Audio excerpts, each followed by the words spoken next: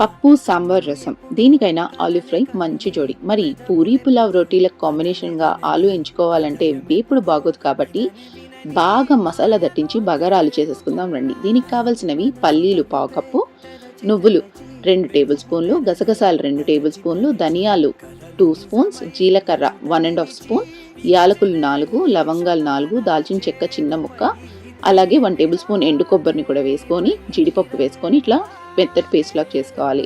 ఇప్పుడు స్టవ్ మీద కడాయి పెట్టుకొని దాంట్లో 2 టేబుల్ స్పూన్ ఆయిల్ వేసి ఆనియన్స్, గ్రీన్ చిల్లీని ఫస్ట్ ఆయిల్లో వేసుకొని బాగా వేపుకోవాలి.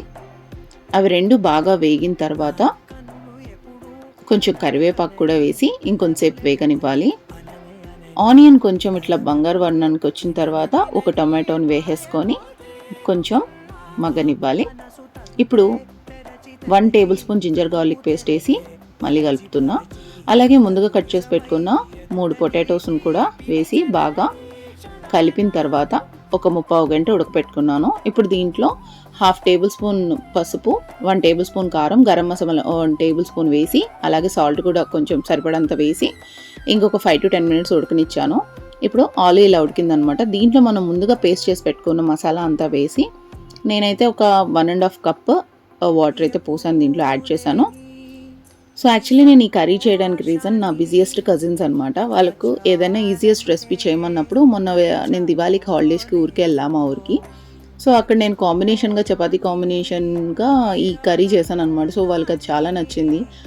మళ్ళీ నన్ను అడిగారు. సో నేను లాస్ట్లో ఇక్కడ కొత్తిమీర కూడా కొంచెం వేసి ఇంకొక 10 మినిట్స్ ఉడకనిచ్చాను అనమాట. అంతే, వేడి వేడి బగారా ఆలు రెడీ అయిపోయింది. నేను దీని కాంబినేషన్గా చపాతీ చేశాను ఇప్పుడు.